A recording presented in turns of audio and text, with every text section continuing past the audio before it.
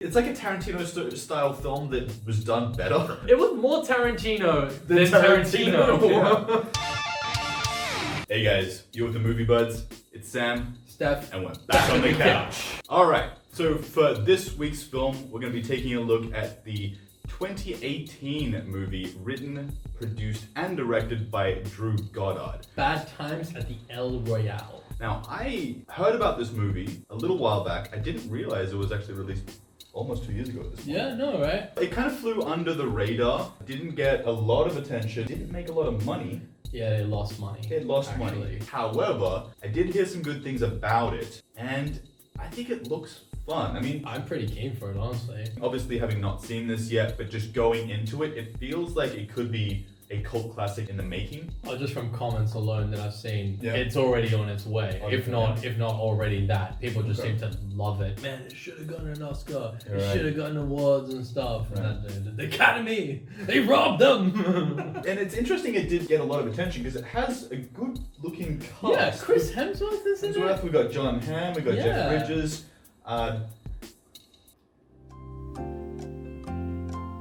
Dakota Johnson. Dakota Yep, Johnson's she's in in it. there. I think let's just watch this damn movie. We'll be back in a bit, guys.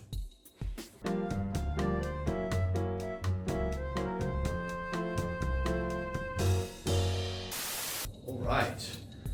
So, first things first, if you haven't seen this movie, go see this movie. Yeah, do it. We are gonna give spoilers, and you should be rightfully bummed about it if you get spoilers before seeing the movie.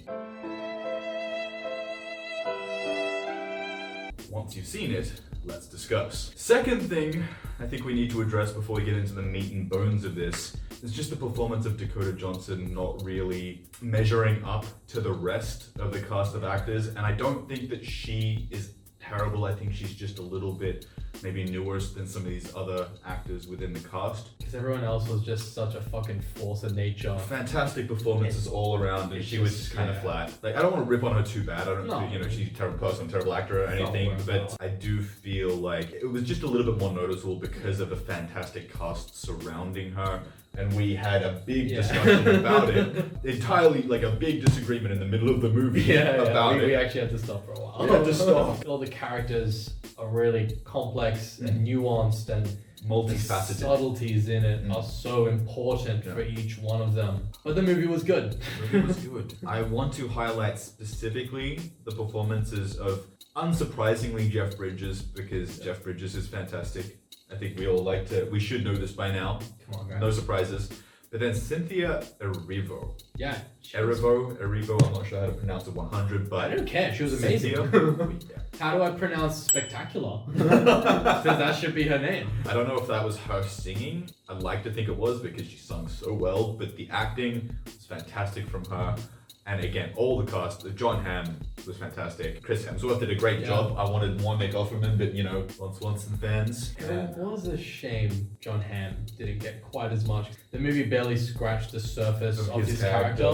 Yeah. And then he got killed off. When you see it, the whole thing all together, it makes sense that he needed to be kind of removed because the if story. anything, he was probably too capable Yeah. of a person Yeah. in the finale of it. He would have handled it easily better than handled everybody it. else. Yeah. Yeah. And it wouldn't have been as intense or Yeah. exciting. But it just sucks because, like we were saying before, like So the great. characters are multifaceted. Mm. First you think that he's just this, just like lazy chauvinist 70s charming guy. Mad Men. Yeah. You think he's doing Mad Men. Yeah. But then he's this other guy who's actually this government agent, and he's got a wife and a kid, and he's actually good heart. He's actually quite sweet. He sees something that he thinks is wrong, and he tries to fix it, and then he gets himself killed. Yeah, that was a disappointing moment in the movie, but I don't feel like it detracted from the movie. It definitely was a thing, I guess, that needed to happen, and it just propelled the story forwards. For reference, because we haven't given you a lot of context, this is one of those movies where 7 strangers end up in a random hotel in the middle of nowhere, and it's a mystery as to what's happening and who's good and who's bad and all that kind of thing. And it's definitely very tropey and cliched, like every movie we've taken a look at realistically. But unlike the last movie, in stark contrast to the last movie, and much more similar to the current previous movies that we had looked at, it took those tropes and those cliches, and it made them work beautifully. Yeah, this is like a murder mystery meets a Tarantino film. It's like a Tarantino style film that was done better. It was more Tarantino than Tarantino. Yeah. The framing, the lighting, like the way they played with camera angles and transitions, the way they used music, and the way that they didn't use music. They played the silences. They filmed it like it was a movie from the 60s or 70s, I suppose. Yeah, and that immediately gave you more of an inkling to the era and the climate and whatnot. They used also not so subtle things like TV reports in the background or they whatnot. did some obvious Some things. of them were a bit more heavy fits, but just from the start, you knew what was going on, even just because that very first scene is filmed like it's a play, just like one static scene,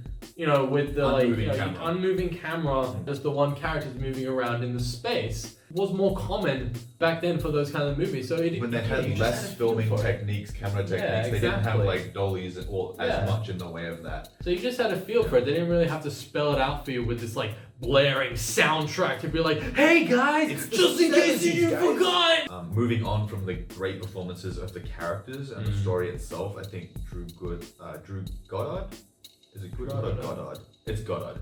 So Drew Goddard just wrote this film so well. And just the way he played with everything that happened in it. At Tarantino style, we see it from one perspective and then we go back and then we see it from another perspective. It's pretty much like, the same story played out multiple times from different characters' perspectives, so that by the first you don't really know what the fuck is going on because you're missing a lot of context, but piece by piece, everything gets put into place, and then you're left with the full picture at the end of it. When you first didn't have the context, and you're like, oh, I don't know about that, but then you get the context, and you're like, oh my. Oh goodness. Oh Miles. oh Miles.